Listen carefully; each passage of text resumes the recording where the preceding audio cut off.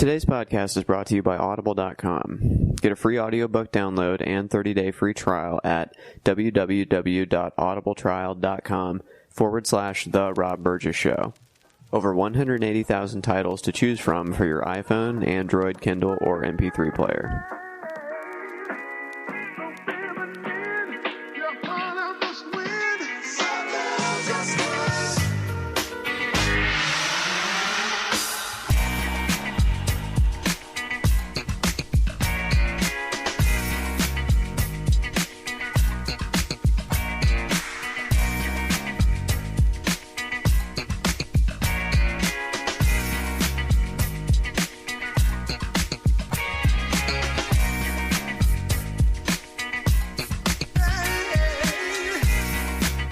Hello and welcome to the Rob Burgess Show. I am, of course, your host, Rob Burgess. On this, our 31st episode, our returning guest is Jonathan Fowler.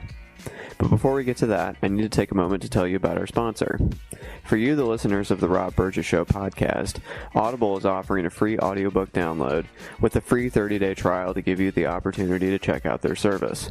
Whatever book you pick, you can exchange it at any time, you can cancel at any time, and the books are yours to keep. To download your free audiobook today, go to audibletrial.com/The Rob Burgess Show. Again, that's audibletrial.com/The Rob Burgess Show for your free audiobook. Please consider supporting those who support the show like Audible. You'll be helping me out, and it won't cost you a thing. Another totally free way you can help the show is to comment, follow, like, subscribe, share, rate, and review everywhere the podcast is available, whether it's iTunes, YouTube, SoundCloud, Stitcher, Google Play Music, Facebook, Twitter, TuneIn, or RSS. You can find links to everything on the website www.therobburgessshow.com. You can also find out more about me by visiting my website www.thisburgess.com. Back to today's show. You first heard Jonathan Fowler on episodes 2, 10, 20, 21, 29, 30, and 31 of the podcast. Jonathan graduated with a BA in History from Indiana University in 2006. He's an unabashed left-wing political junkie. He has lived and worked in South Korea for over 9 years, trying to help the citizens of that great nation hopefully talk pretty one day. And now on to the show.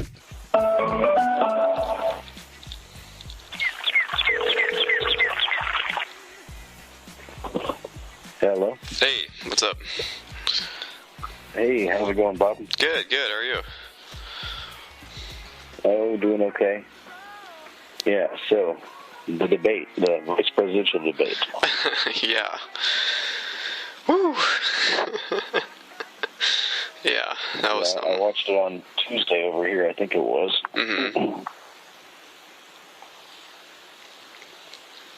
So what'd you think? Not great. No, not at all. Not great for much of anybody. No. Well, it was great for somebody, but we'll get to that. Okay. Yeah. Yeah. So there's only one vice presidential debate. Do you think that's warranted? Did you see what you needed to see from these two? Yeah, I don't know.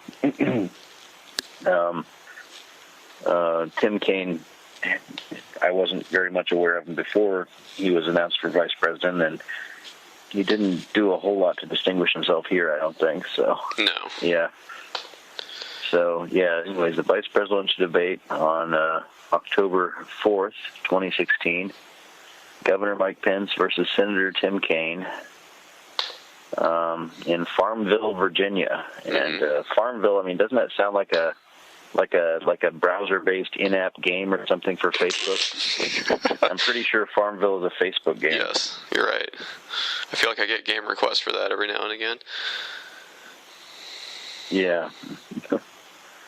I did notice at the beginning when they were coming to their tables that Mike Pence had one glass of water and Tim Kaine had 2 glasses of water, so make of that what you will. Yeah. I also thought it was interesting that they had the sit-down style as opposed to the podiums. What do you think of that? Yeah, it was, I don't know, it definitely, allowed them to be in each other's business very much, It was really, there were a lot of points throughout this thing where it was just really hard to hear what the other guy was saying or what either guy was saying. They were just mumbling over each other the whole time, or, it was just not very well done. I think some people say that Tim Kaine seems like he was over-prepared. And, and Mike Pence was just very dismissive of, dismissive when he didn't really have any reason to be dismissive. He was obviously lying about a lot of stuff and, didn't get called, of course, in the debate format where everybody says they're not going to call out anybody's lies. That's beneficial for him to lie in the short term. I'm not sure how that's going to be in the long term, because it seems like, I think Huffington Post and probably the Hillary Clinton campaign or some of her super PACs or whatever have already mashed up some attack ads out of this debate. So, right. I guess in that respect, I think maybe Tim Kaine did his job in that he got Pence to say enough stupid stuff that he was able to get together some attack ads out of it. Donald Trump and Mike Pence have said he's a great leader. And Donald Trump has... No, we haven't. Do you like Vladimir Putin's comments about you?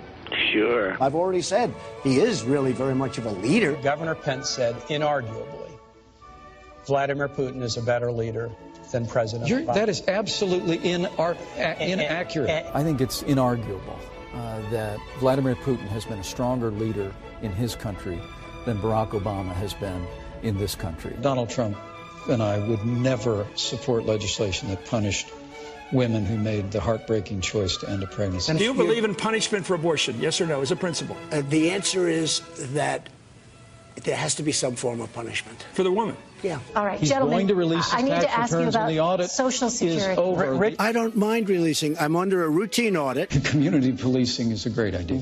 I would do stop and frisk.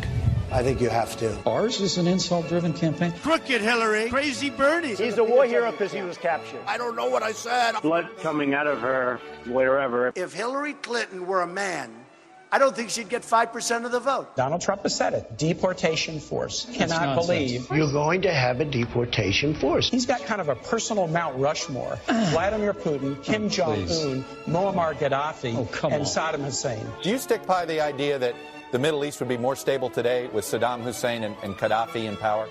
100%. If you look at North Korea, and you got to give them credit. More nations should get nuclear weapons. Don't try to defend that. Well, he never said that. Maybe they would, in fact, be better off if they defend themselves from North Korea. Maybe we would be better off, including with nukes, yes. Donald Trump, on the other hand, didn't know that Russia had invaded the Crimea. Oh, that's nonsense. He's not going into Ukraine, okay? Just so you understand. He's not going to go into Ukraine. You want to use a big tar brush against Mexico? He also said, and many of them are good people. You keep leaving that out of your quote. They're bringing drugs. They're bringing crime. They're rapists. And some, I assume, are good people.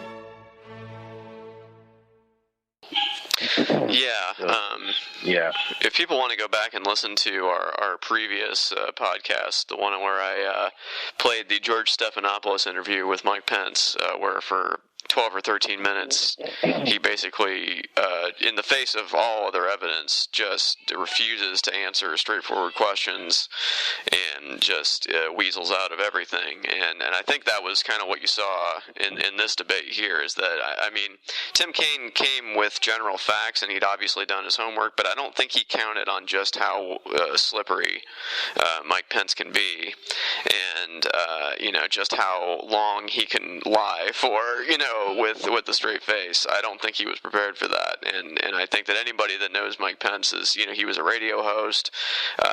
He was, I think, picked partially by Trump's kids, let's be honest, but Trump because he has a certain even-temperedness, and he doesn't get excited like that. So I mean, even when he's lying through his teeth, and everyone knows he's lying through his teeth, he can just keep sailing on because he's got that even keel. You know what I mean? Yeah. Speaking of the Trump kids, I just saw a bit ago, I saw Seth Meyers' Closer Look segment where he talked about a little bit about the debate performance, and he brought up some videos that were very interesting and informative because they had Eric Trump was being interviewed on Fox News. I don't know which one Eric Trump is. He's like, those guys are, Patrick Bateman #1 and Patrick Bateman 2, basically. Exactly. They're all listening to Phil Collins and trying to get reservations. Yeah. It's so hard to get into that Fazio on a Tuesday night. Yeah. I don't know. I saw Mike across the room, or maybe it was Bob. I couldn't tell.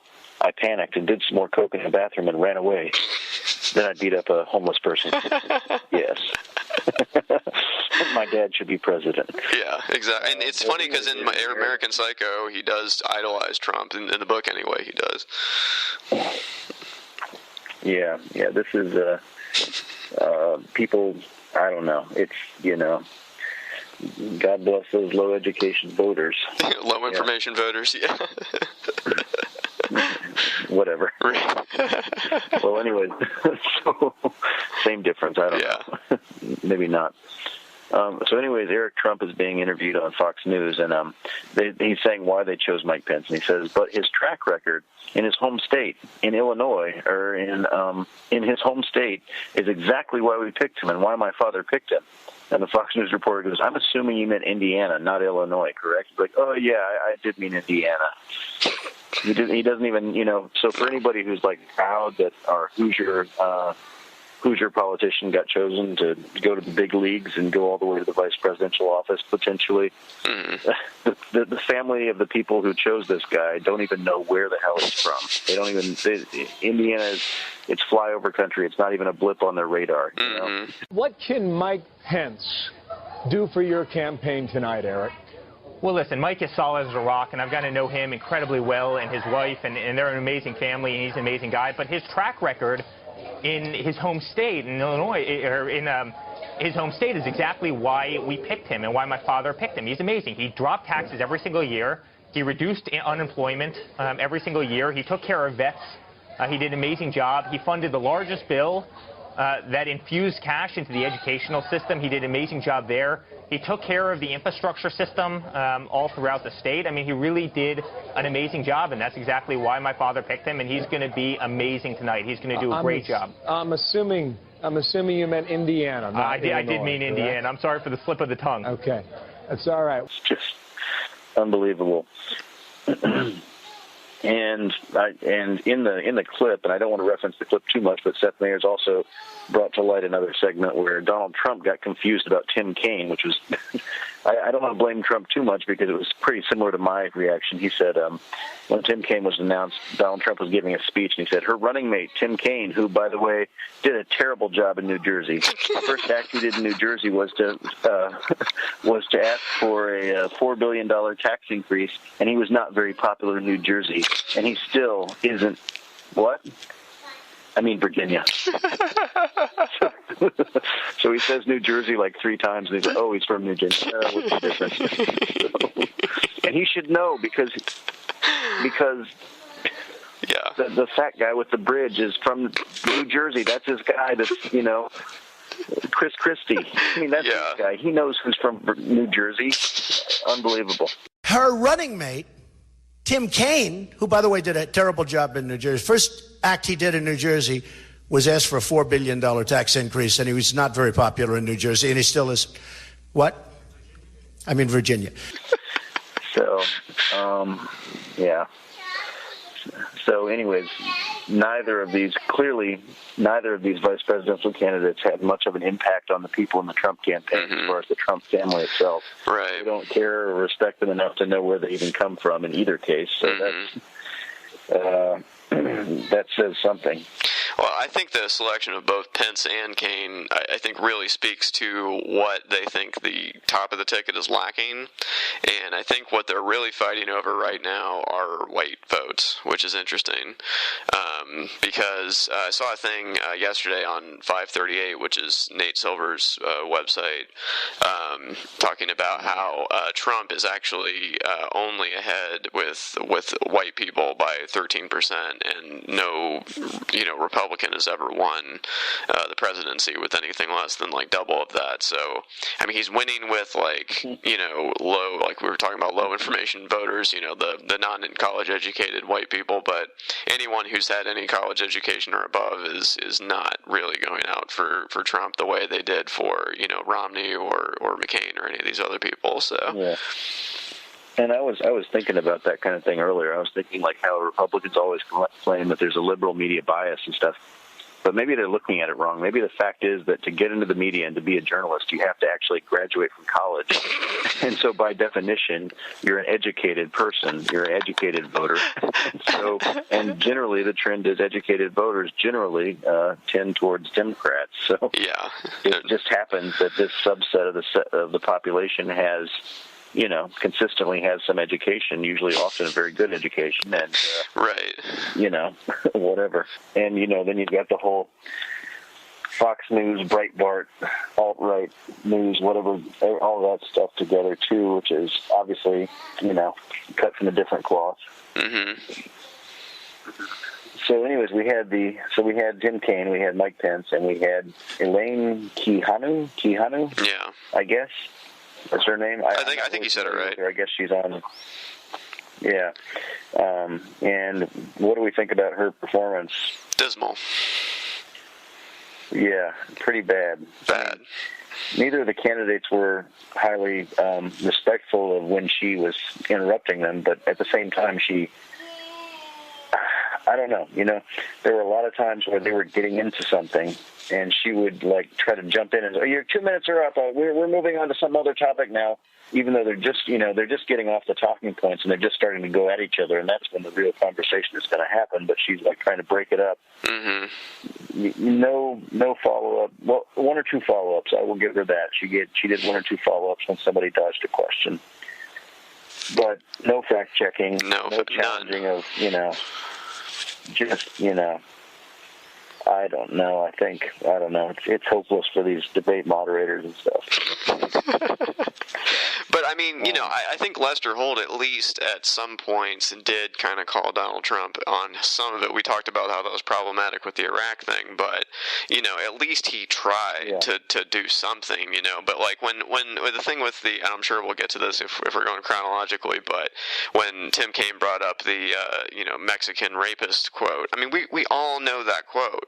We all know that actually happened. Yeah. We all saw the announcement speech. We all saw Trump do this.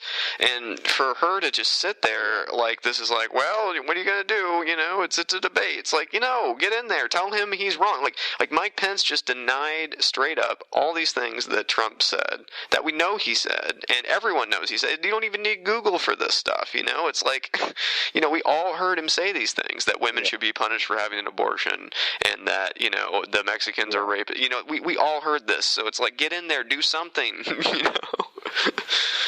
Yeah. I wrote some notes I made is that Pence defended Trump throughout this whole thing as if he was defending a normal candidate who's never done anything outside the ordinary. He defended Trump just pretty much largely by acting as if Trump didn't exist. And let's see, he's this mainstream evangelical Republican trying to defend a candidate and a running mate whose very existence should be an affront to his personal values, both lived and stated. He's kind of like a mainstream Republican sacrifice on the altar of Trump. It was just like abysmal. Mm-hmm. Just his performance. I mean, he lied so much. And like we said, there may have been some short-term benefits in that he looked more composed and everything. He never looked like he got his feathers ruffled, but you know, in the aftermath, I think it continues to come out that he lied and lied and lied and lied. Mm-hmm. And, you know, one thing I'd like to make a note of is that on Mother Jones, I read an article today earlier on Facebook by a guy named Kevin Drum, I guess. And his headline or whatever, his tag to plug the piece or whatever it was. Pretty much everyone watching the debate agreed that Mike Pence lied over and over again about simple stuff that's on tape and easily verified. And yet, pretty much everyone also agreed that he won the debate. Does anyone see the problem here? And I just got furious. I wrote back just a comment or whatever. I said, yeah, I actually do see the problem here. Tim Kaine was a shitty, centrist, evangelical Veep pick, and either Bernie Sanders or Elizabeth Warren would still be picking bloody bits of Pence out of their teeth at this point, because Hillary had chosen one of them as her Veep. That's the problem, Kevin Drum. And I may have misstated that Kaine is a evangelical. I guess he's a Catholic or a Jesuit or something. He's done the missionary thing. He's done that whole bit. So, and he and at the end of the debate, of course, he and Pence were, giving each other so many accolades about their faith and talking about genuine respect that they had for each other. Disgusting. Yeah, no, I was thinking about that. I was just imagining like Elizabeth Warren standing for Pence, saying that, or Bernie Sanders. I just think they would have torn him to bits. Like, yeah, he wouldn't have survived that because, yeah, we all saw what Elizabeth Warren did to that Wells Fargo CEO or whatever the other day in the Senate chambers or whatever. Thank you, Mr. Chairman. Mr. Stump, the Wells Fargo Vision and Values Statement, which you frequently cite, says, quote, "We believe in values lived, not phrases memorized. If you want to find out how strong a company's ethics are, don't listen to what its people say, watch what they do." So let's do that. Since this massive years-long scam came to light, you have said repeatedly, quote, "I am accountable."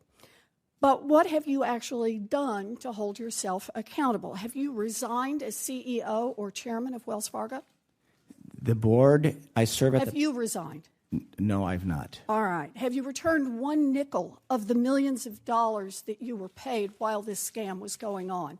Well, first of all, this was by 1% of our people. That's not my question. My question is about responsibility. Have you returned one nickel of the millions of dollars that you were paid while this scam was going on? The board will take care of that. Have you returned one nickel of the money you earned while this scam was going on? And the board will do... I will take that as a no then. She got his bonuses taken away. And Bernie Sanders is not like this guy who's going to be whispering objections or kind of like being smarmy and smiling for the cameras and being jokey and talking about his faith, Mike Pence.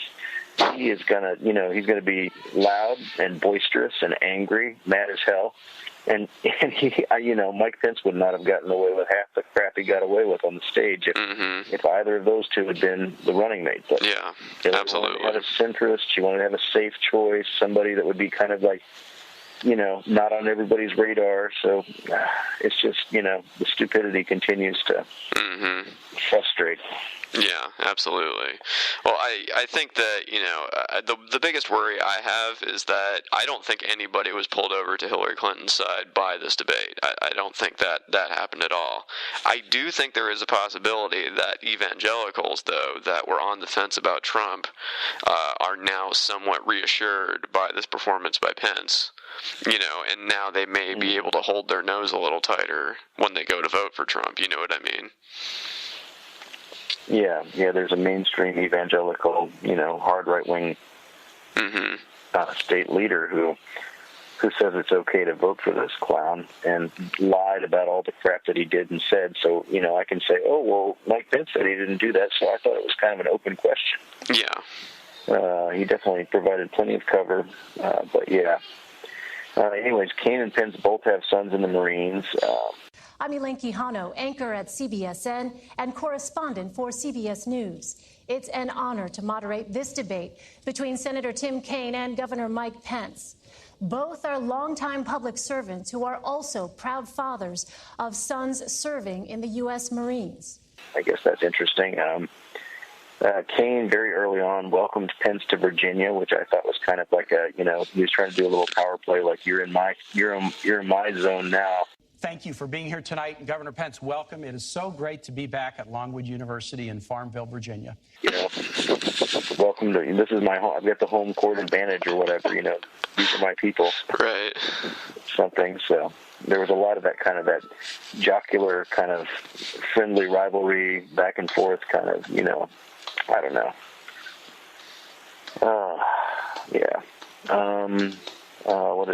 Let's see, Mike Pence tried to say that The Middle East is in chaos today is from the architect of the Obama administration foreign policy. We see entire portions of the world, particularly in the wider Middle East, literally spinning out of control. Well, let me say first and foremost that Senator, you and Hillary Clinton would know a lot about an insult-driven campaign. It really is remarkable. At a time when literally, in the wake of Hillary Clinton's tenure as Secretary of State, where she was the architect of the Obama administration's foreign policy, we see entire portions of the world, particularly the wider Middle East, literally spinning out of control. I mean, the situation we're watching hour by hour in Syria today is a result of the failed foreign policy and the weak foreign policy that Hillary Clinton helped lead in this administration and create. The newly emboldened the aggression of Russia, whether it was in Ukraine or now their heavy-handed approach. Their heavy-handed approach. You both have said Vladimir Putin is a better Gentlemen, we're going to get to Russia president. in just a moment, but I do want to get back to the question. In the midst, Elaine, thank you, Senator. These guys have praised Vladimir Putin as a great leader. How can they defend Senator? We do have that coming up here, but in the meantime, the questions were about your running mates. I must have hit a nerve here. Why the disconnect? Syria today is a result of the foreign policy and the weak foreign policy that Hillary Clinton helped lead in this administration and create. Trying to blame all that on the Clintons and the Obamas when, I don't know. We all know where the chaos in the Middle East started, but. Mm-hmm. And that kind of represented the first interruptions by Kaine of Pence. Now, what did you make of that? I know we talked about the interruptions in the last debate. What did you make of his interrupting in this? I don't think they were most of them were not very effective, I don't think. No. I mean, I don't think he wasn't strong enough. I mean, Mike Pence projected strength and calmness and just kind of like a, whatever you say, boy. He's just kind of like this above it all attitude. And Tim Kaine just seemed like he was like this yippy dog trying to get some nips and yelps in there or something along the way. It was just not a good look. No. He said at some point early on that you are Donald Trump's apprentice. You are Donald Trump's apprentice. Let me talk about this Senator, issue. I think I'm still on my time. Well, isn't this a discussion? This is our open discussion. Let's talk about the state of the world. Let me interrupt you and finish my sentence if I can.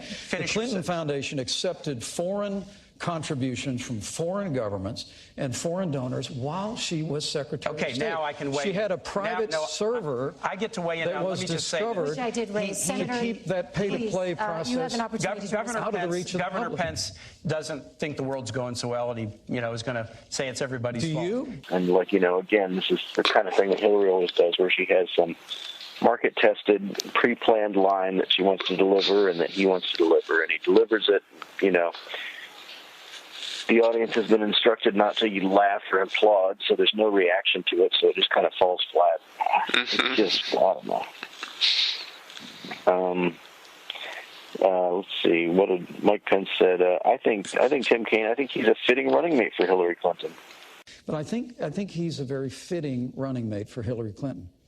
Because in the wake of a season where American families are struggling in this economy, under the weight of higher taxes and Obamacare and the war on coal and the stifling avalanche of regulation coming out of this administration, Hillary Clinton and Tim Kaine want more of the same. It really is remarkable that they actually are advocating $1 trillion in tax increases, which I get that. You tried to raise taxes here in Virginia and were unsuccessful. But $1 trillion in tax increases, more regulation, more of the same war on coal, and more of Obamacare that now even former President Bill Clinton calls Obamacare a crazy plan. But Hillary Clinton and Tim Kaine want to build on Obamacare. They want to expand it into a single-payer program. And for all the world, Hillary Clinton just thinks Obamacare is a good start. Look, Donald Trump and I have a plan to get this economy moving again. Kind of a backhanded compliment there. Basically saying you're both crap. Bill Clinton stuck his foot in his mouth somewhere last week and gave Pence the line that even former President Bill Clinton calls Obamacare a crazy plan. But Hillary Clinton and Tim Kaine want to build on Obamacare. They want to expand it into a single-payer program. And for all the world, Hillary Clinton just thinks Obamacare is a good start. Side note, what did you think of that outburst by Bill Clinton about Obamacare? Now, the next thing is we got to figure out what to do now on health care. Her opponent said, oh, just repeal it all. The market will take care of it. That didn't work out very well for us, did it? We wound up with the most expensive system in the world, and we insured the smallest percentage of people. On the other hand, the current system works fine if you're eligible for Medicaid, if you're a lower-income working person, if you're already on Medicare, or if you get enough subsidies on a modest income that you can afford your health care. But the people that are getting killed in this deal are small business people and individuals who make just a little too much to get any of these subsidies. Why? Because they're not organized, they don't have any bargaining power with insurance companies, and they're getting whacked. So you've got this crazy system where all of a sudden 25 million more people have health care, and then the people are out there busting it sometimes 60 hours a week, wind up with their premiums doubled and their coverage cut in half. It's the craziest thing in the world. So here's the simplest thing. You raise your hand, so you think about it. Here's the simplest thing.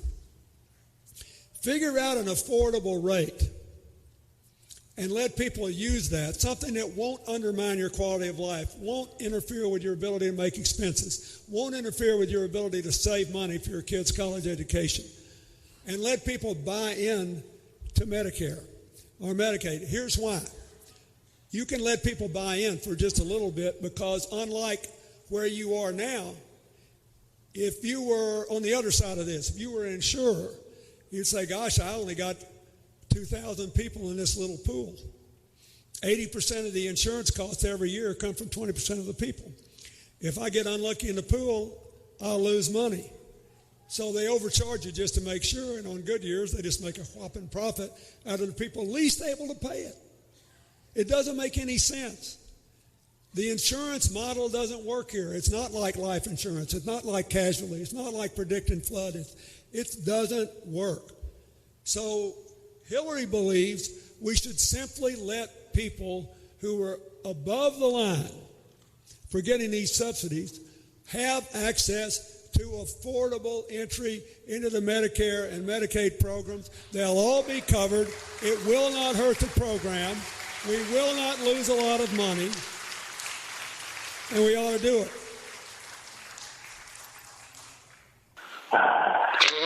I didn't watch the whole speech. I just saw the clips, but I heard that there's a little bit more context to it. But that may have just been, Barbara Boxer's spin or something that I saw on MSNBC somewhere or something. So,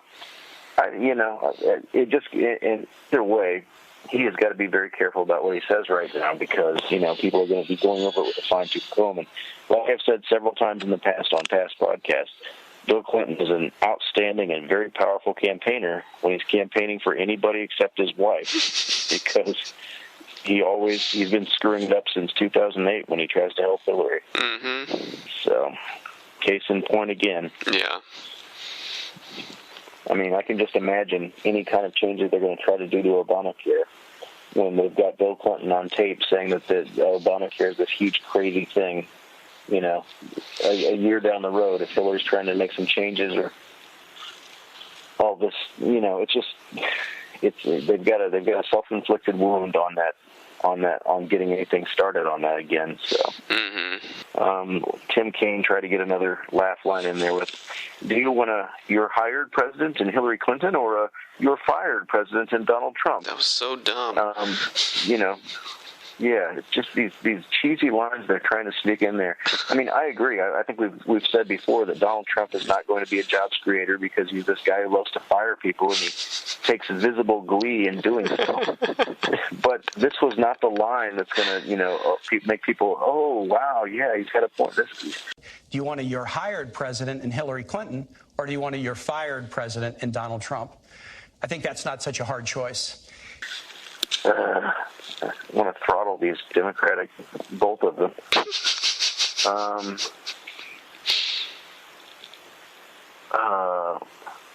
What is it? Let's see. Kim, sorry, I'm just kind of going through a list of things that I've written down here, but that's kind of how I start off, and then I get more into the flow, and I start picking up, like, larger themes, I think. No, that's fine. I hope. Mike Pence says, well, this is probably the difference between Donald Trump and Hillary Clinton and Senator Kaine. I mean, Hillary Clinton and Senator Kaine, and God bless you for it. Career public servants, that's great. Donald Trump is a businessman, not a career politician. Well, this is probably the difference between Donald Trump and Hillary Clinton and Senator Kaine. I mean, Hillary Clinton and Senator Kaine, and God bless you for it, career public servants, that's great. Donald Trump is a businessman, not a career politician. He actually built a business. Again, another one of these kind of backhanded compliments where, you know, the Republican base knows that a career public servant, a career politician is a scumbag. And so they're, oh, yeah, you really got them there. Yeah, that's exactly what they are. That's terrible. But, like, what has Mike Pence ever done except for be in office in Indiana for however long? You know, he's a career public servant. He was in the House of Representatives for a dozen years. What is he talking about?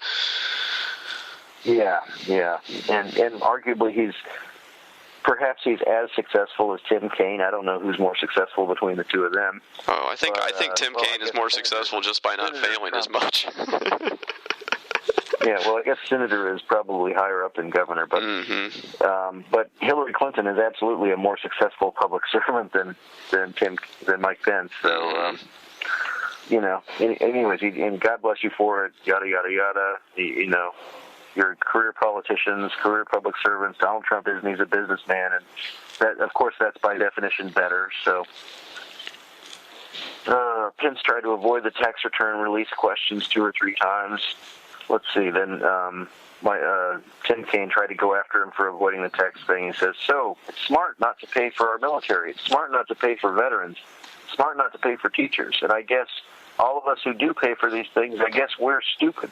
He stood on the stage on the stage last week, and when Hillary said you haven't been paying taxes, he said, that makes me smart.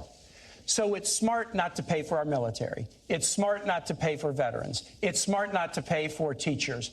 And I guess all of us who do pay for those things, I guess we're stupid. And the last thing I'll say Senator, is this. do you take all the deductions that you're entitled to? The last thing I want to ask Governor Pence is this. Governor Pence had to give Donald Trump his tax returns to show he was qualified to be vice president. Donald Trump must give the American public his tax returns to show that he's qualified to be president, and he's breaking his promise. And Mike Pence goes, Senator, do you take all the deductions that you're entitled to? I do. Which is, you know, if you're going to defend this type of thing, that's probably the way to defend it, because obviously everybody takes about every exemption they're able to when they do their taxes or whatever. So, right. I don't know. Just, you know, Pence is wrong, but he had a semi-halfway decent comeback on that. So, I don't know. One thing I noticed that throughout all of this thing was that there was absolutely, positively no talk of race relations. So you've got 2 white male politicians from rural states, not forced to take up any issues of, you know, Black Lives Matter, police killings, violence, etc. You know, the criminal justice system, for-profit prisons, any of these things that are actually huge issues. And of course, you know, probably for a lot of people, some of the main issues of this election. And they never once talked about it, which is... Well, I think they did get to it a little bit when they got to the implicit bias part and the policing. I mean, that was kind of a sideways way of addressing it, but yeah, even then they didn't really go into the details. Yeah, and I think the question about the police was like, are we asking our police to do too much? Which is just... What you know... that's not the correct formulation of the question. You know, I'm sorry to say, it's like there are some situations where police kill people very quickly. There are other situations where they don't kill people even under extreme duress. And so it's, you know, I think asking for at least consistency in the application of force is not asking too much. You know. just that question was a stupid question, and it slanted the conversation in a way that I think was, and then Mike Pence gets to say, well, one of my uncles, or honestly, I forget if it was Tim Kaine or Mike Pence, who said their uncle was a police officer, and he and his brothers all looked up to him and stuff, and it's like, okay, whatever. I mean, yeah, that's nice and everything, and we all, everybody knows some police officers, but hopefully the police officers we know don't, execute black people under, questionable circumstances. Mm-hmm. So, I think that was a missed opportunity from the debate moderator. Yeah, one of many.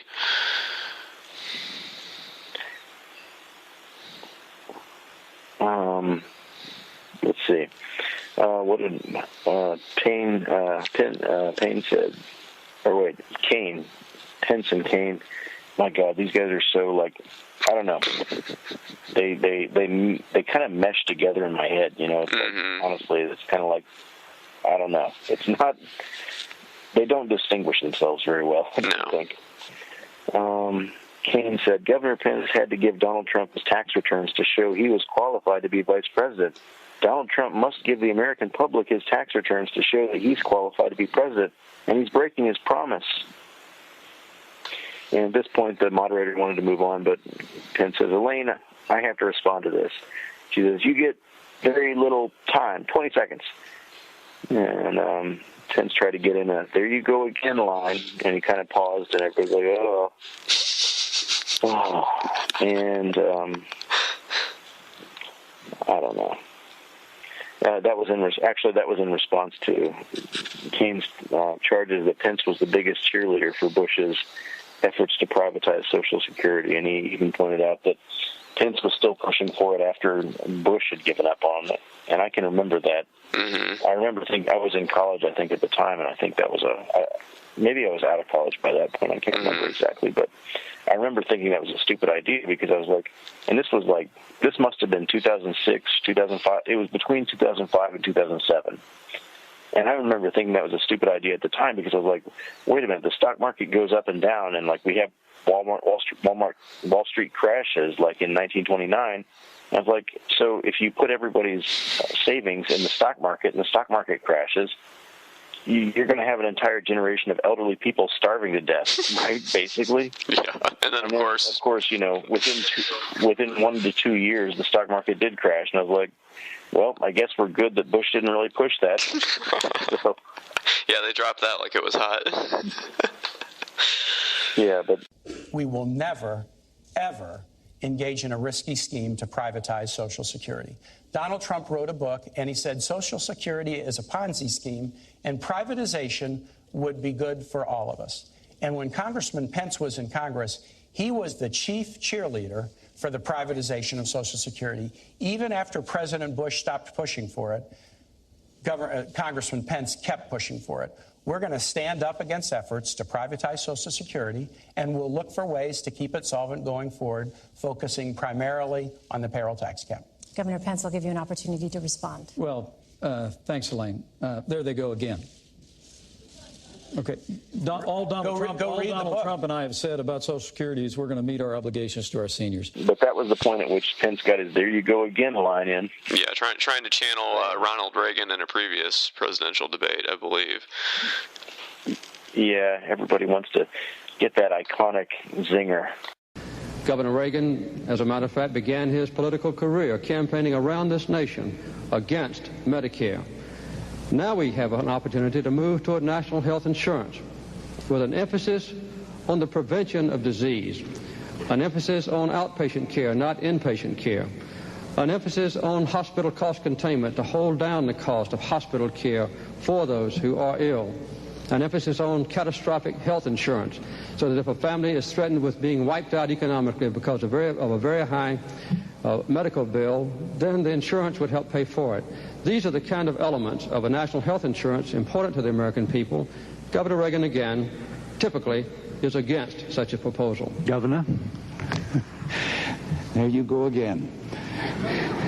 When I opposed Medicare, there was another piece of legislation meeting the same problem before the Congress. I happen to favor the other piece of legislation and thought that it would be better for the senior citizens and provide better care than the one that was finally passed. I was not opposing the principle of providing care for them. I was opposing one piece of legislation as versus another. Put their own spin on it. Yeah. So then they turned to law enforcement and race relations. They said Kane basically said community policing, demilitarized police, mental health reform package, reduce the scourge of gun violence. Pence said police officers are the best of us. You know, my uncle was a cop, a career cop, on the beat in downtown Chicago. He was my hero when I was growing up. When we go up to visit my dad's family in Chicago, my three brothers and I would marvel at my uncle when he would come out in his uniform, sidearm at his side. Police officers are the best of us. I mean, men and women, white, African American, Asian, Latino, Hispanic, they put their lives on the line every single day. And let me say, at the risk of agreeing with you, community policing is a great idea. Mm-hmm. It's worked in the Hoosier State, and we fully support that. Donald Trump and I are going to make sure that law enforcement have the resources and the tools to be able to really restore law and order. Let me say, at the risk of agreeing with you, community policing is a great idea, but he also talked about law and order, which, those are obviously kind of two very different philosophies on policing, I think. Mm-hmm. Somehow, even though they're talking about law enforcement and race relations, which, again, like I said, they didn't really get into race relations very much, they got back to...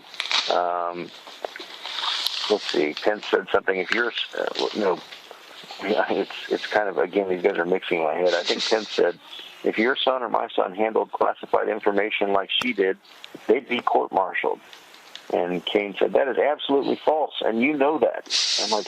A full investigation concluded that not one reasonable prosecutor would take any additional step. You don't get to decide the rights and wrongs of this. We have a justice system that does that. And a Republican FBI director did an investigation and concluded... All right, we are moving on now. Senator, if your son or my son handled classified information the way Hillary Clinton did, they'd be court-martialed. That is absolutely false, and you know absolutely that. And you know true. that, Governor. It's absolutely true. Because the FBI did an investigation. Gentlemen. And they concluded that there was no reasonable prosecutor who would take it further. Senator Kane, Governor Pence, please. No, I think he actually kind of has a point. If you're in the military and you willingly take lots of classified emails onto private servers and send it in your, email or something, I think, there's going to be consequences. Mm-hmm. Everybody knows it. Mm-hmm. And by this point, Elaine Quijano had been trying to make them both move on for quite a long time, but it wasn't really working. Then they came to Syria. Trump, what the hell ever his name is, we have got to begin to lean into this with strong, broad-shouldered American leadership. And I kind of picked up on that. Broad-shouldered. Who has broad shoulders? Men have broad shoulders, right? Broader than women's usually. And the small and bullying leader of Russia is now dictating terms to the United States to the point where all the United States of America, the greatest nation on earth, just withdraws from talks about a ceasefire while Vladimir Putin puts a missile defense system in Syria while he marshals the forces and begins. Look, we have got to begin to lean into this with strong, broad-shouldered American leadership. It begins by rebuilding our military. And the Russians and the Chinese have been making enormous investments in the military. We have the smallest Navy since 1916. We have the lowest number of troops since the end of the Second World War.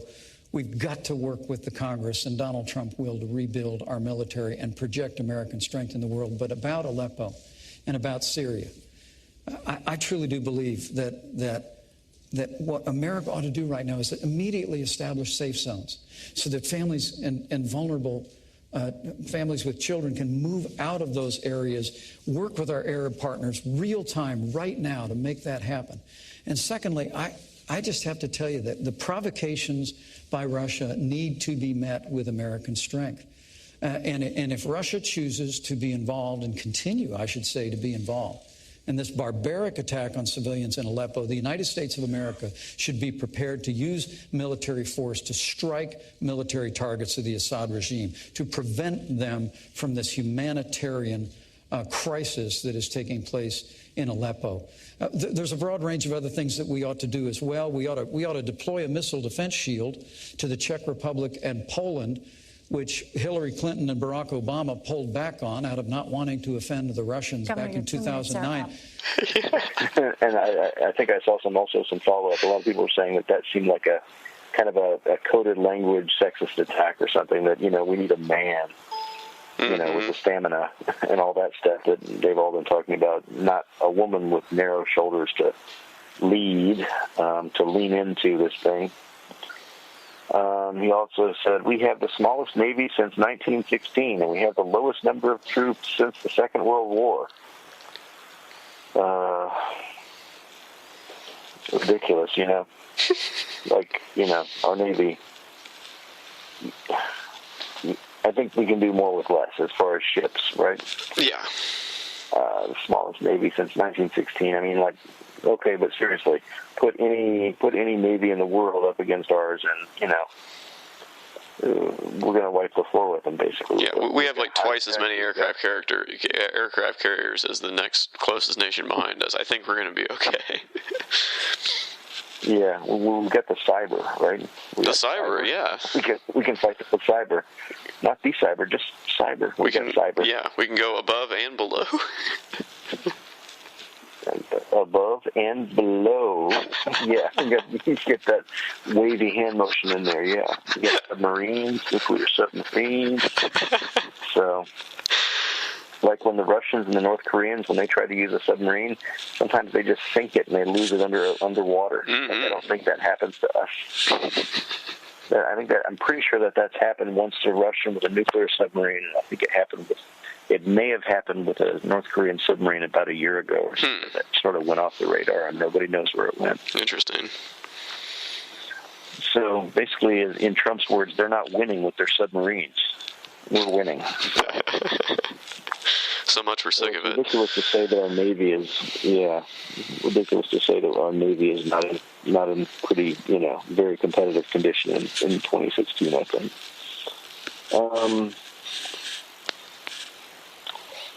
Let's see. Pence actually sort of sounds okay on Syria and Aleppo. He didn't have an Aleppo moment in this case,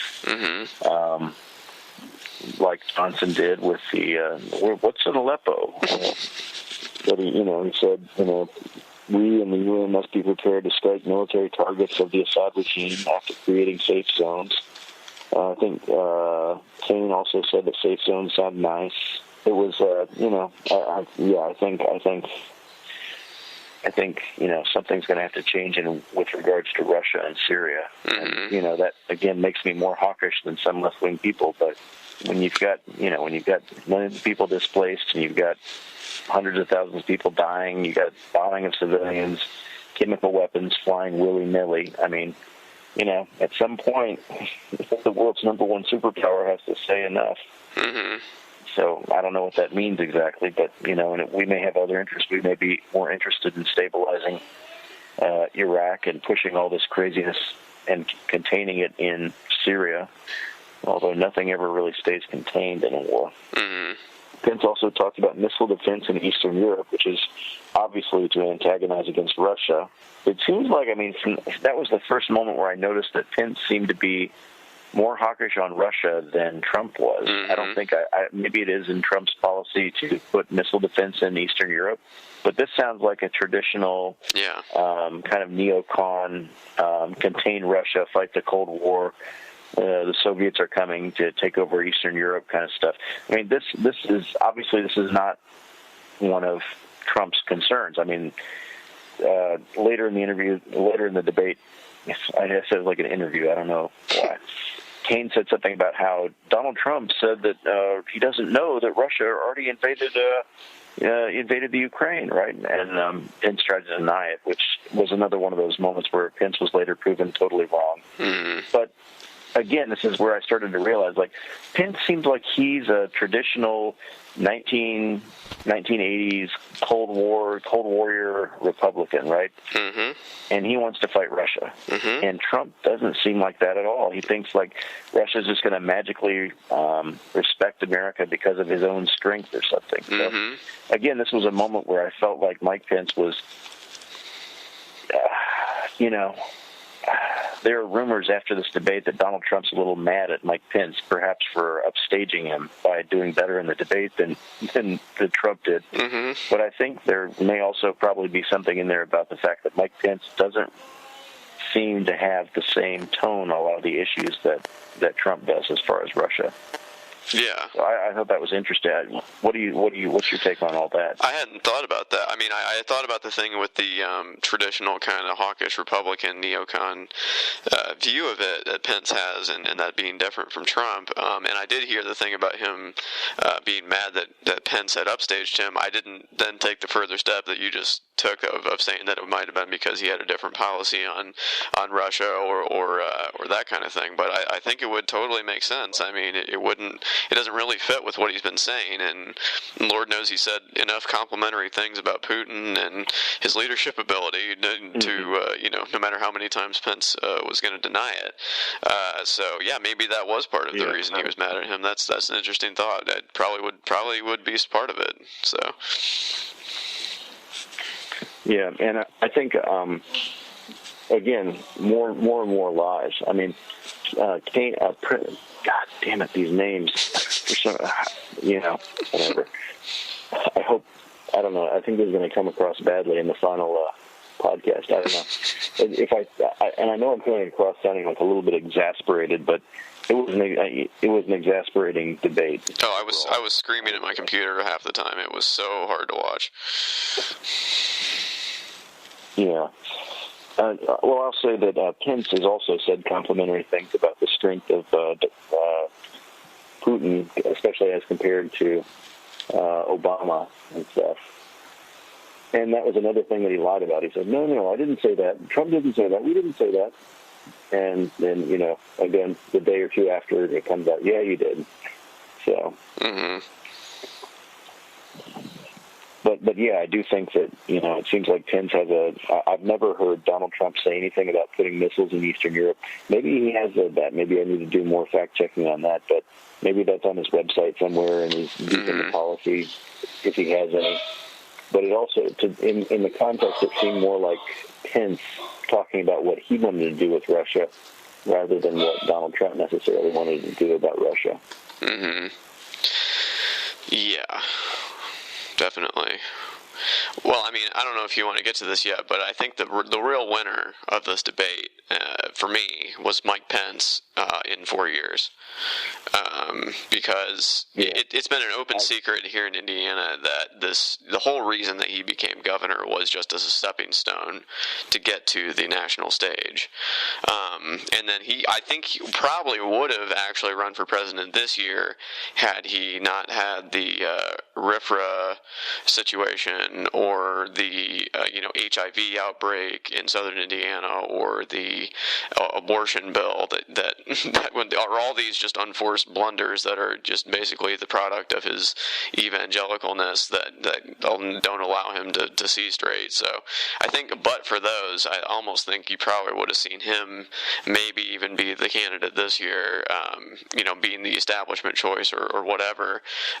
So I think that, I'm relatively certain that Trump is going to lose. I hate to even say that because I don't want to jinx it, but I think that Trump is probably going to go down in flames next month, and there's only going to be one person left standing in the Republican Party to lead them in 2020, and I think it's going to be Mike Pence. And I think he comported himself so well in this debate and showed that he was the even-keeled, old-school Reagan Republican, hawkish evangelical, go down the line. He's going to be the one that they turn to next time, and I think that frightens me. It really does, because I know exactly how much he actually believes this crazy things he says. So. Yeah, but I think that's one way it could go. But I think the other way it could go is that, assuming that the Republican Party is capable of learning from their mistakes, which we haven't seen much evidence of this year so far, it may be that anybody who was involved in the Trump campaign gets tarred and feathered with Donald Trump and is no longer considered for any serious higher office. Yeah. So it may be that, it may go that way. So, Tim Kaine agreed on the humanitarian zone in Syria. Let's see. Pence dodged a lot about how to enforce a safe zone, because obviously if Russia is bombing your safe zone, and violating your no-fly zone, you can't really enforce a safe zone. So it seemed like he was trying to go off on the other things whenever they tried to press him on that. He said to Tim Kaine, you boycotted Prime Minister Netanyahu's speech. And Tim Kaine was like, no. I love Israel just as much as you do. He says, no, I visited him in his office. He says, you boycotted his speech. He keeps saying that that Hillary Clinton, who started the deal with the Iranians, prevented Iran from getting a nuclear weapon. That's what the Israeli head of the Joint Chiefs of Staff is saying right now. Well, that's not what Israel thinks. Gadi Eisenkot, you can go check it. You wouldn't necessarily know that. I know you boycotted Prime Minister Netanyahu's speech. No, I visited him in his office. I visited him in his office. You boycotted the speech. The point is, what this so-called Iran deal did was essentially guarantee. I mean, when I was in Congress, I fought hard on a bipartisan basis with Republican and Democrat members to move forward the toughest sanctions, literally in the history of the United States against Iran. And then Hillary used them. We were bringing them to heel, but the goal was always that we would only lift the sanctions if Iran permanently renounced their nuclear ambitions. Let me just... So, of course, they're both, rapidly trying to show who's more pro-Israel. Right. Tim Kaine had a somewhat, I think this was one of the things where he, wanted to get this on the record. He said, 6 times tonight I have said to Governor Pence, I can't imagine how you can defend your running mate's position on one issue after the next. And in all 6 cases, he's refused to defend his running mate. 6 times tonight I have said to Governor Pence, I can't imagine how you can defend your running mate's position on one issue after the next. And in all 6 cases, he's refused to defend his running mate's... No, don't put words in my mouth. All right. His running mates, jump, whatever it is, et cetera. And he said, no, don't put words in my mouth. And yet, 3 times he's asking everybody to vote for something that he cannot defend. And I just think that should be underlined. He said, I'm very happy to defend Donald Trump. If you want me to take these one at a time, I'll take them one at a time. He says, more nations should get nuclear weapons. Try to defend that. He said, well, he never said that, Senator, and you know that. He again proved later that he had said that. He absolutely said it. Saudi Arabia, South Korea, Japan. Yeah. Another thing, Donald Trump, on the other hand, did not know that Russia had invaded Crimea. Oh, that's nonsense. He was on a TV show a couple months back, and he said, I'll guarantee you this, Russia's not going to get into the Ukraine. And he had to be reminded that they had gone into the Crimea 2 years before, since he knew that. She went toe-to-toe with Russia and lodged protests when they went into Georgia. And we've done the same thing about Ukraine, but more than lodging protests, we've put punishing economic sanctions on Russia that we need to continue. Donald Trump, on the other hand, didn't know that Russia had invaded the Crimea. Oh, that's nonsense. He was on a TV show a couple months back, and he said, I'll guarantee you this, Russia's not going into the Ukraine. And he had to be reminded that they had gone into the Crimea 2 years before. Hillary Clinton has gone toe-to-toe with Russia to work out a deal on New START. She got them engaged in a meaningful way to cap Iran's nuclear weapons program, and yet she stood up to them on issues such as Syria and their invasion of Georgia. You've got to have the ability to do that, and Hillary does. Just not dealing in facts. So basically Donald Trump knew that happened. He basically meant it's not going to happen again, which is obviously not at all what Donald Trump said in the interview. So all of these things are things that can be, verified. Yeah. But I do think Kaine had a point that, Pence was not really strongly defending Donald Trump because he has to know on some level that the things that Donald Trump has said and done have basically been indefensible. So he kind of almost like defended Trump almost by not defending Trump, but kind of rather by kind of setting up this benevolent, sympathetic straw man, if that's even the right way to use the word, because you usually use a straw man of your opponent's arguments. But he's using a straw man of his own running mate's arguments to make them sound better. Yeah. He's trying to make Donald Trump seem like kind of an off misquoted reasonable person. Yeah, exactly. Who's never hurt anyone, or at least he's kind of a correctly quoted but not fully understood version of kind of the same thing. He's this guy that, he says the wrong thing, but he means the right thing, and everybody's just not giving him the benefit of the doubt or something. Just there's really no defense for Donald Trump, and I think that's legitimately. I think Pence made a valiant effort to keep Trump not looking bad, and it's basically it's a fool's errand at this point. So. Mm-hmm. I mean, he basically assumes the American public is on the level of babies that can't, if they don't see something, it doesn't exist. So if Trump isn't standing right there, it's like, oh, well, he can make up this person that doesn't even exist and defend him, because it's like you said, it's like to defend the actual man is going to be impossible. So really, this is the only way he can defend him. You know what I mean? Yeah. Just pretend that he's a normal Republican. And pretend that he didn't mean the things he said. He didn't say the things he said. Mm-hmm. And that, that he believes what you believe. Yeah, exactly. And that he shares your values. Mm-hmm. And he's had a lifelong commitment to these values that you also have had a lifelong commitment, which we know Donald Trump has not had a lifelong commitment to conservative values. Hasn't had a lifelong commitment to hardly any values. So. Mm-hmm. Pence again came back to the taxes. Kaine again came back to the taxes. He said, now this could be solved if Donald Trump would be willing to release his tax returns as he told the American public. And at this point, Pence is laughing in the background. And he said, that would do. And I know he's laughing at this, but every president since, and Pence interjects, but what's that have to do with Russia? Says every president since Richard Nixon has done it, and Donald Trump has said, I'm doing business with Russia. The only way the American public will ever see whether he has a conflict of interest. And he says, he hasn't said that. Senator, time is up.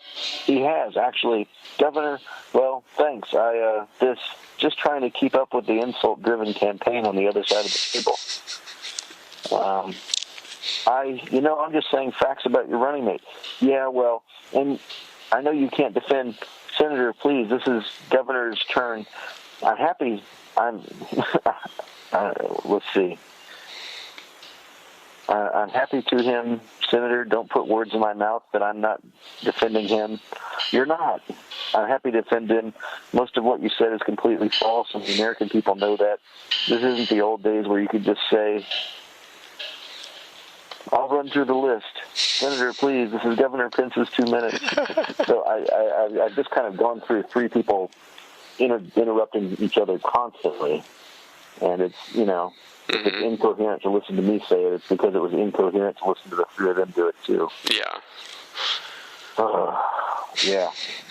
I don't know. It was rough. Yeah, definitely very rough.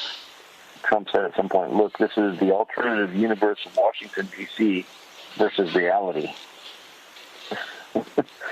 I don't know. I think this is the alternate universe of Donald Trump campaign versus reality. There was a question from the moderator. She said, why do you think that which is Putin, will respect a Trump-Pence administration? And Pence knew his strength, plain and simple. Quote, Putin has no respect for Hillary Clinton and no respect for Obama. Why do you think he'll respect a Trump-Pence administration? Strength. Plain and simple. Business. Donald Trump, that's nonsense.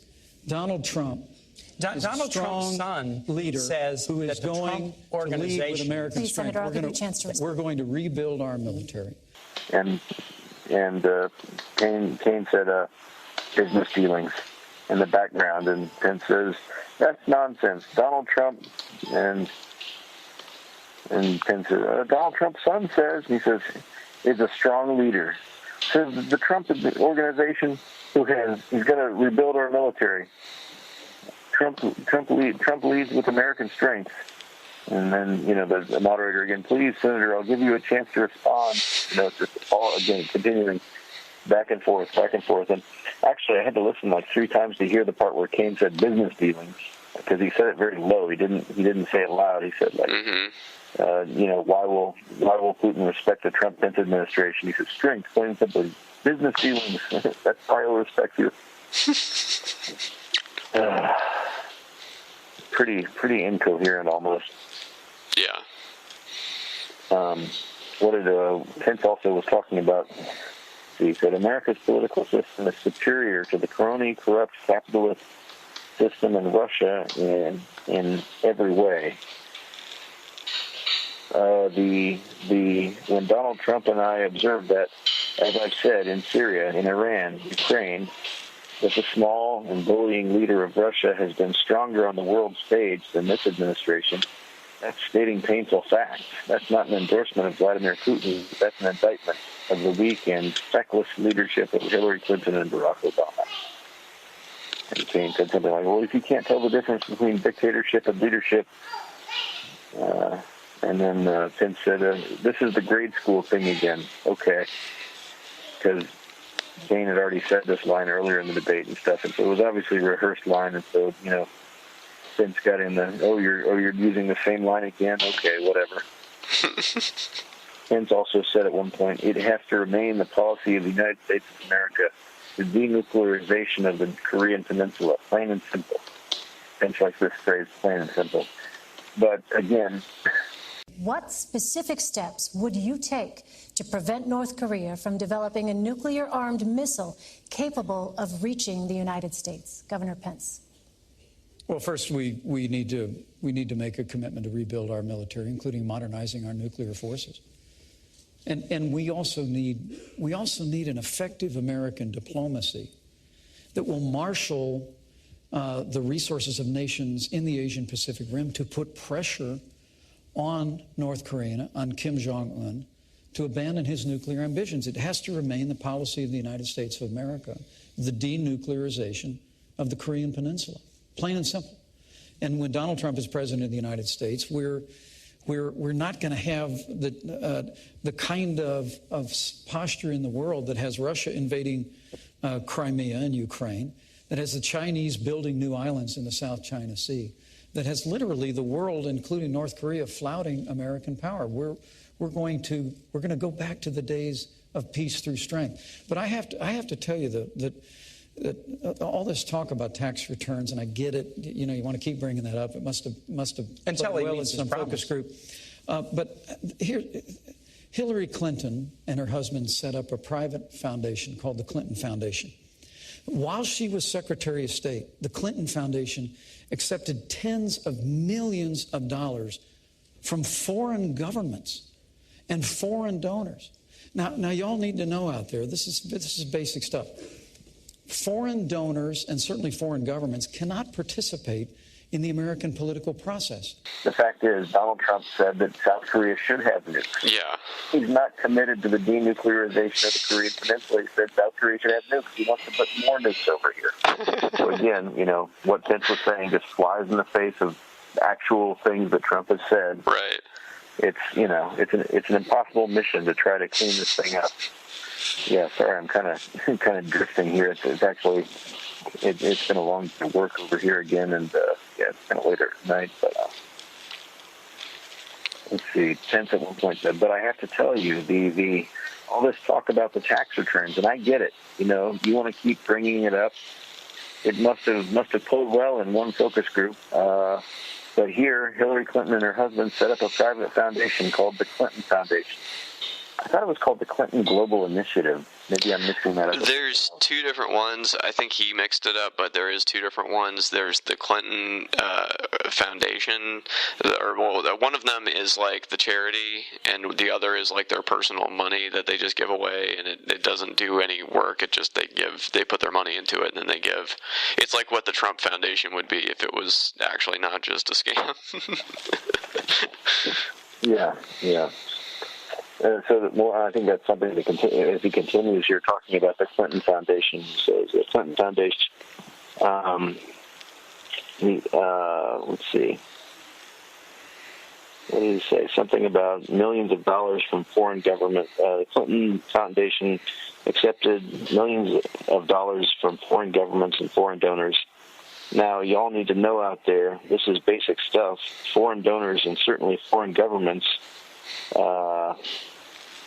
can't participate in the American political process.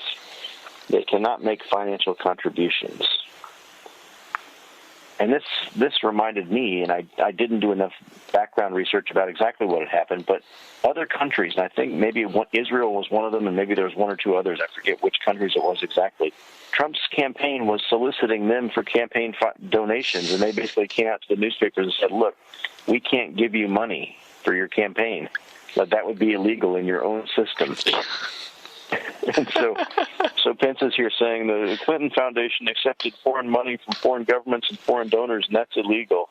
They cannot influence our democratic process in America. Donald Trump tried to get them to influence unbelievable hypocrisy continues, right? Lying and hypocrisy. Uh-huh.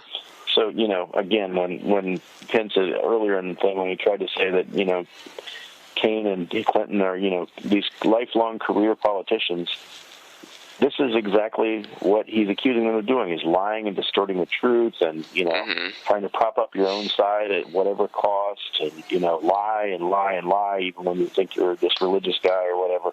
Yeah. It's unbelievable hypocrisy. Mm-hmm.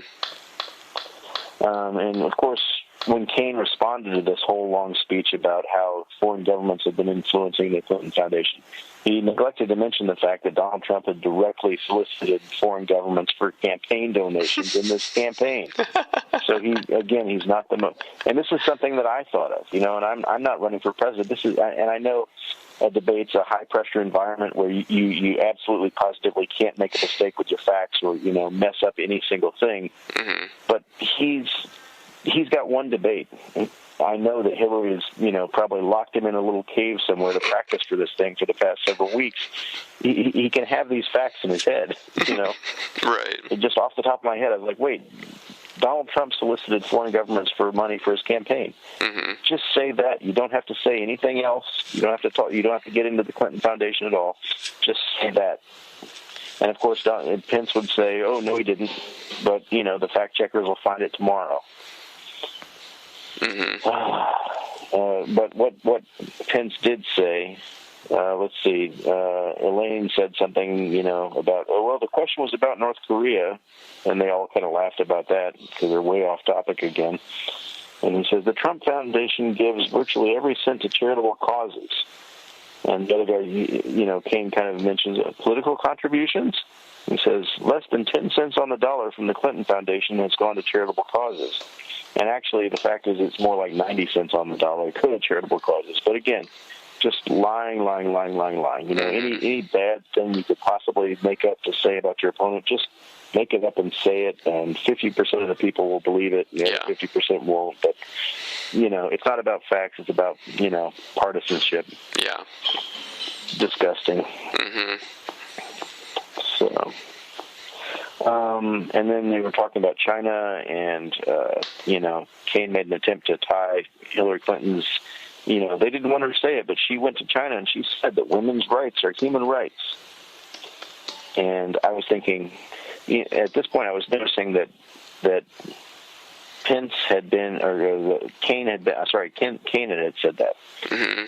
God, these guys' names and their identities just get so mixed up. Just like they're these smarmy, religious white guys with gray hair. It's just, they're just so mixed up in my head. From rural areas of the country, both of which that I've lived in or near to. Mm-hmm. I lived in North Carolina, so, I was close enough to Virginia, and God knows I lived in Indiana too, so. Mm-hmm.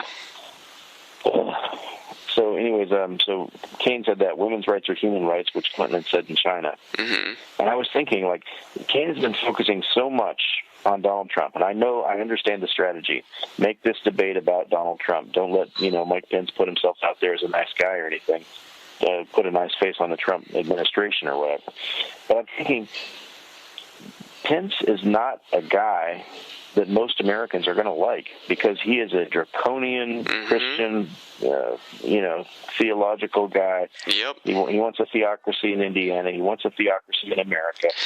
And so when he talks about women's rights are human rights and how Hillary Clinton said that, hit Pence on abortion. Hit him on women's right to choose. Yes. Start hitting him on these things. Don't just keep going after Donald Trump. Go after Pence, too. My God. Well, I mean, we actually get Pence on the defensive. Yeah, exactly. I mean, we all know that Donald Trump, like you said, doesn't believe in anything, and he'll change his position on the drop of a hat. But Pence actually believes in this stuff, and you can nail him to the wall on so many things, and he just did not. He didn't even bring up the RFRA thing, and that was the biggest blunder of Pence's administration. So, and it's cost us real dollars, and that's something that people are going to care about. And you can nail him to the wall on that, and he didn't. And it was so frustrating to watch, because it's like, come on, man, like, do this.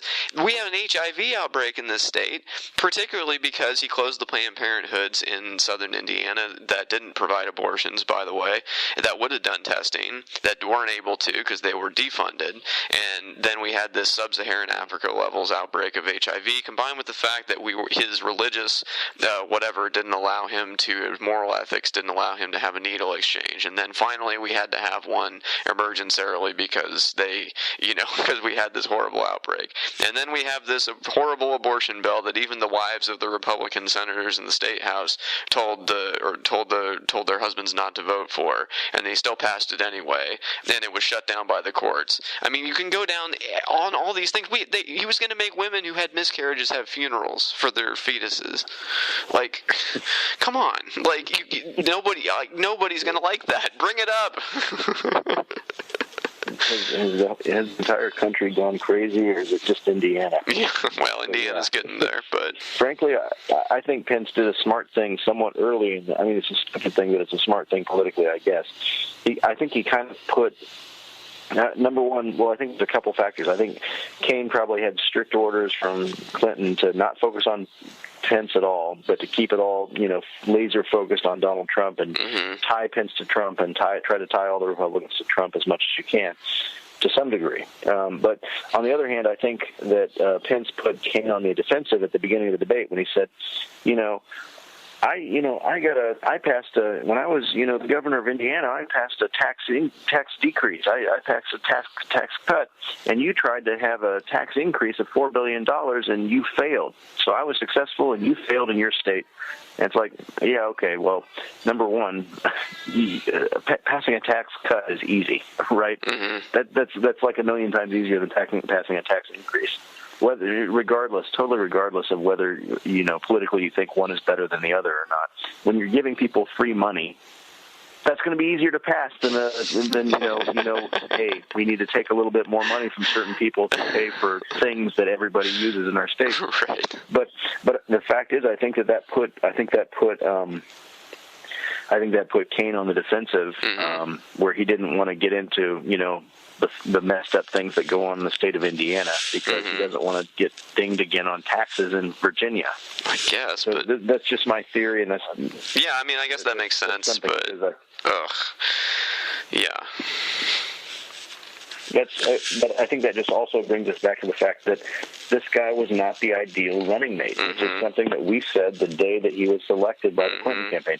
I think I was even on the record as saying that before she selected him. If she chooses one of these, people that nobody knows about, one of these, center Democrats or whatever, it's not going to go well. Mm-hmm. And here we are in this debate where he basically lost. I mean, he was right on the facts for the most part, much more than Pence, certainly, mm-hmm. but he still did not come out looking like a winner. No.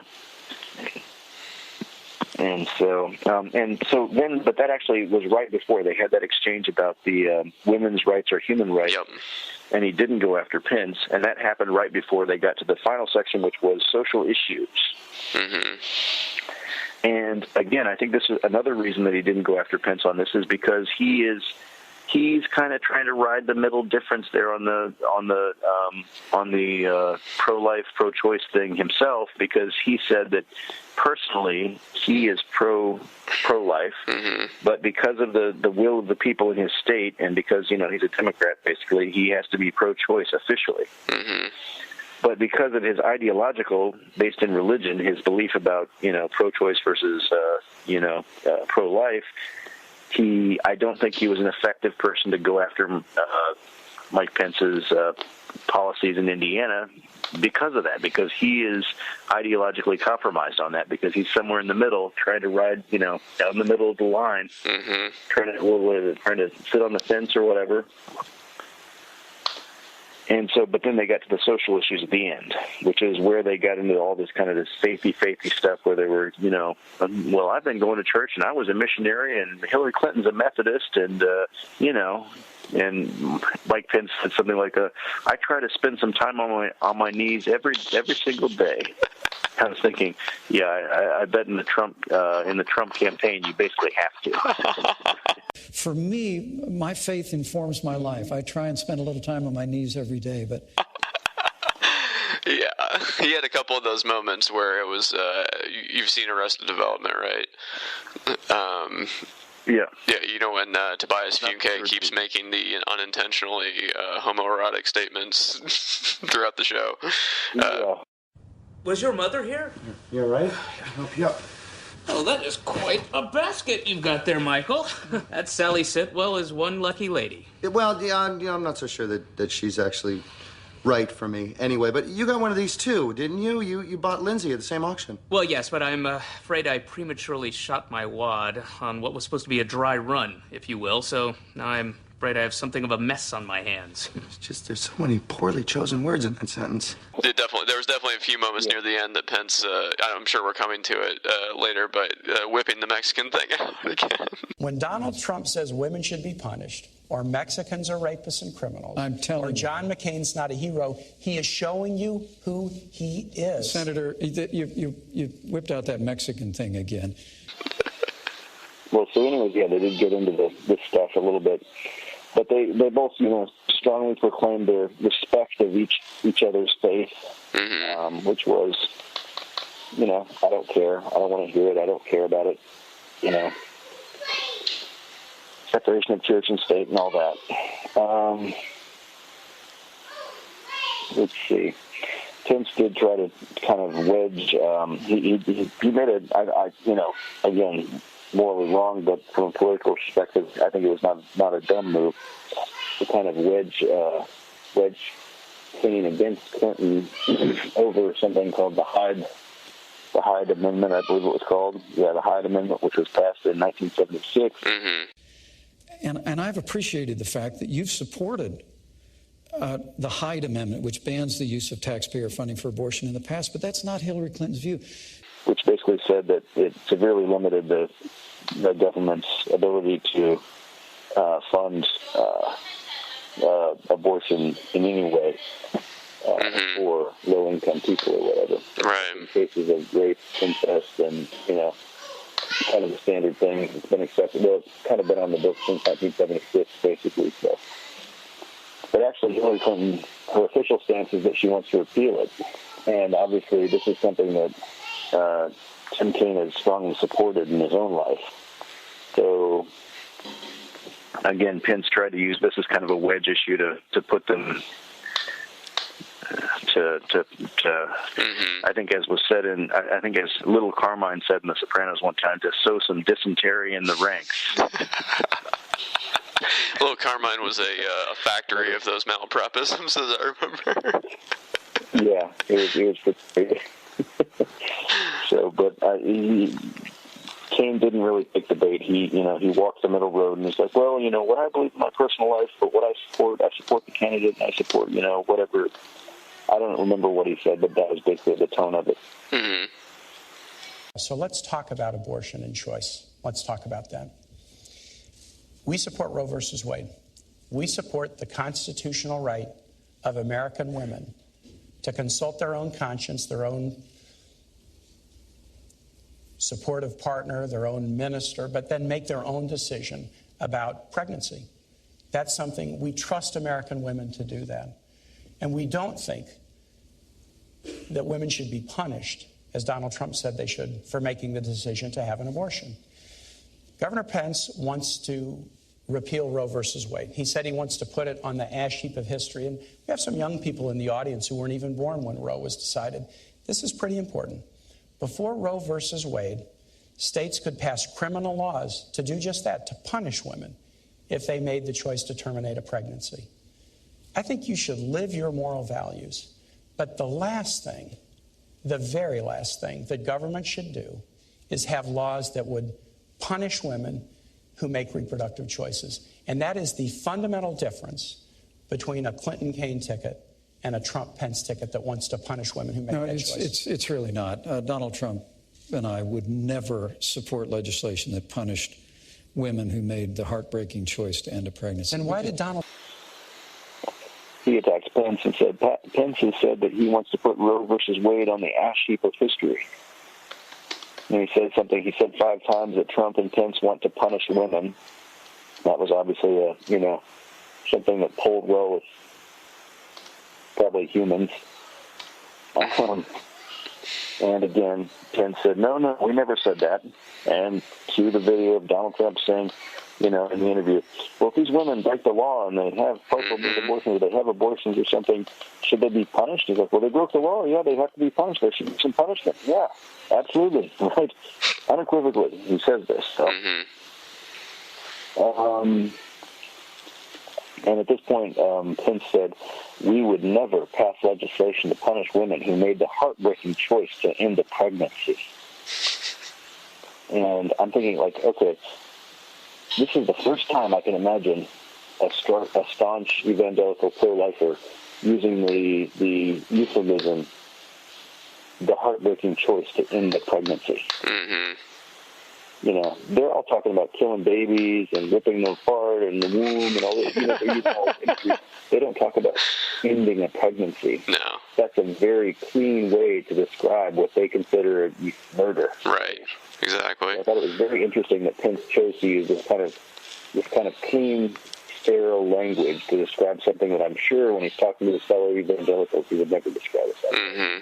I mean, am I wrong there? No, yeah, that was an interesting choice of words, yeah. Unique. I've never heard an evangelical pro-lifer say the choice to end the pregnancy. That's right. The terminology that they use when they describe abortion. Mm-hmm. So, but again, I think if these people, if pro-lifers really believe that abortion is murder, then why not punish the woman? Yeah, that's true. It's premeditated. It's first-degree murder by your own definition, right? You're planning it. You go to the doctor. You make the choice. All this stuff. Why in the world wouldn't you punish the person for murder? If a mother kills her newborn baby, she sure as hell gets, rightly prosecuted for murder. So what's the difference? That's the difference. They want to punish the doctor. They don't want to punish the woman because they know that doesn't play well in America, and they'll lose the argument. Mm-hmm.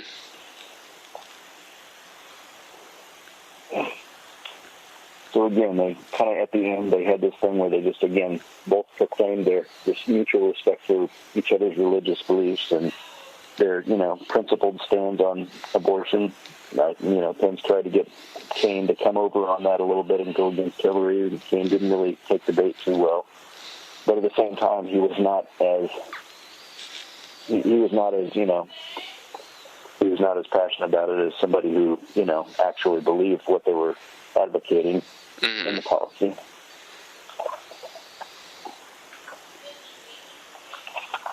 But yeah, it's bringing us pretty close to the end. Yeah, I think we're getting near the end. end. It was just a depressing debate to watch, to be honest. It wasn't nearly as rollicking and freewheeling as the main stage debate that we had before.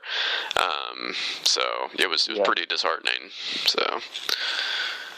Well, another debate coming up next Sunday. Yeah, I was just thinking about that. This is going to be interesting with the town hall style. I'm actually kind of looking forward to that. Yeah, I don't know. I don't really care for the town hall because it's not a real town hall. It's like they pre-select the people who pre-submit their questions who, I just don't, it's all political theater. It's not a real town hall. Yeah, that's true. They, I think they should have an actual town hall where they just let anybody come in and, check them for weapons or whatever, make sure they're not totally unhinged, but let them say whatever they want to say. If they want to, if they want to come up and call Donald Trump a fascist to his face, if they want to say Hillary's a bitch on TV, let them do that, and you can see, what people of America are really like. I think there's a quote attributed, I think, to Winston Churchill or something, and he said, he said that the greatest argument against democracy is a 5-minute conversation with a regular voter.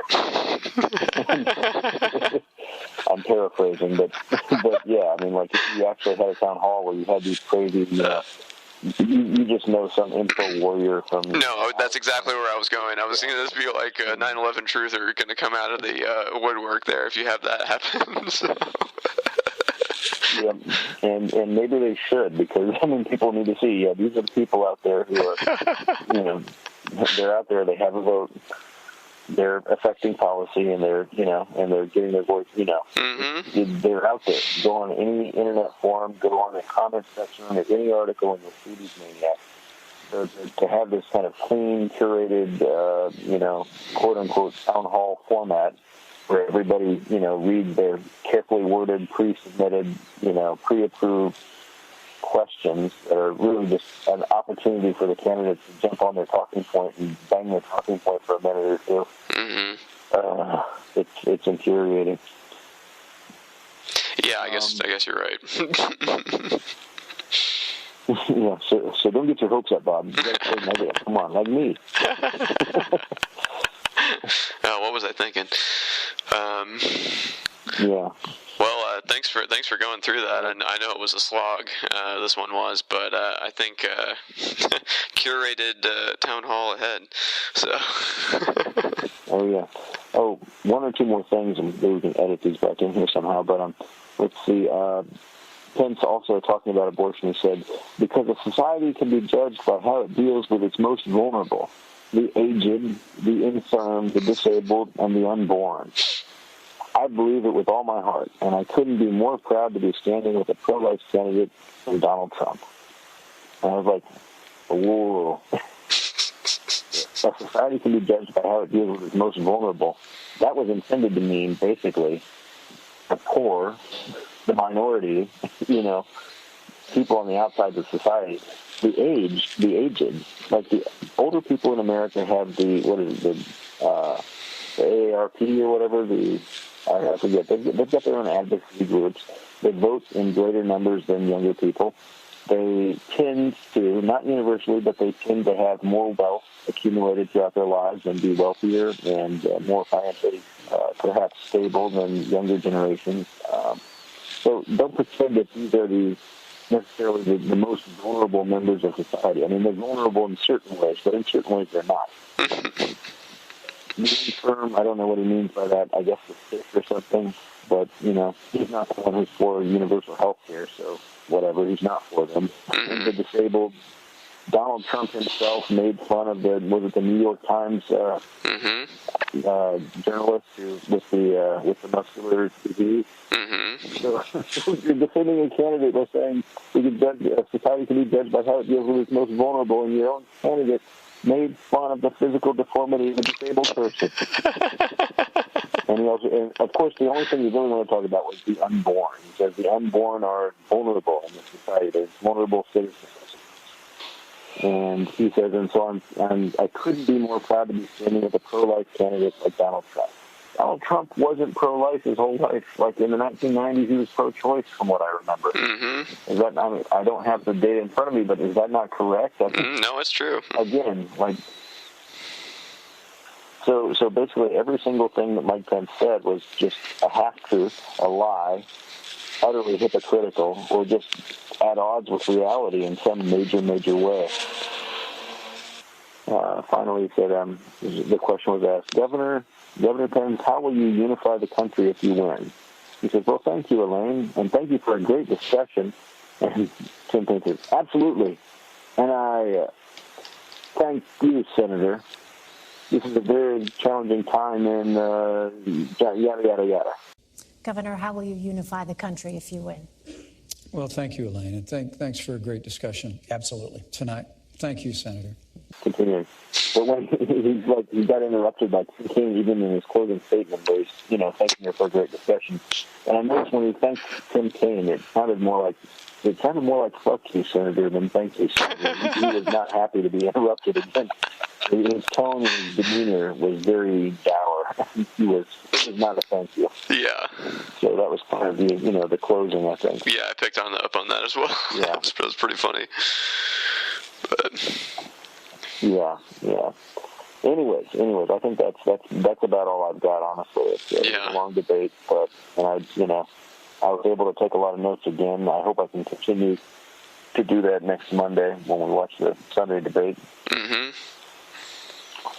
Yeah, definitely. Yeah. Anyway, sorry I talked a lot and was kind of down about the whole thing, but it's been a tiring week and tiring day, and the debate was maddening. Yeah, it was definitely maddening. Well, thanks for doing all that work for us, and we'll definitely be back for the next town hall here. And this election season will end one day, I think. So it'll happen.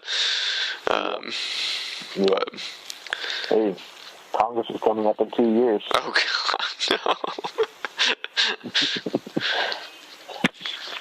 Should be interesting. But anyways, I hope all of your listeners are having a great time wherever they are, getting registered to vote in their respective states, and Yeah. Oh, by the way, also I noticed today that the Atlantic Monthly magazine has endorsed Hillary Clinton, which is apparently only the third time in their history that they've endorsed a candidate. The first time was Abraham Lincoln. The second time was LBJ.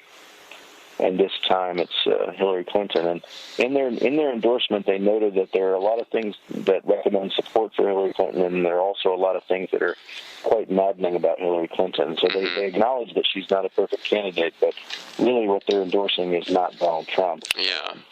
Well, I read that too, and I thought it was interesting that they drew the parallel with the last time that they endorsed, which was for Johnson, and they were like, it's not because we think Johnson's so great, it's that Barry Goldwater is a crazy person, and he's enabling all these racists in the South, so we can't let this happen. Yeah, I think it's very interesting and very telling that in all three cases where the Atlantic has endorsed a candidate, it was largely, to a great degree anyways, over opposing candidates, or it was about racial issues in America, basically, right? Right. I think that's kind of they talked about nuclear weapons. They talked about he doesn't read. They talked about he's a megalomaniac. They talked about a lot of things, but I think in each case it comes down to basically this thing. They also said that basically any of the other 16 Republican candidates, they would not necessarily be endorsing anybody against them, but they said that Donald Trump is obviously a special case. So yeah, obviously. I just wanted to note that. I think that's a very historic thing. I like the Atlantic. I read their articles weekly at least. So a lot of respect for that magazine, and I don't know. That's, if anything is going to bring me to come around to Hillary.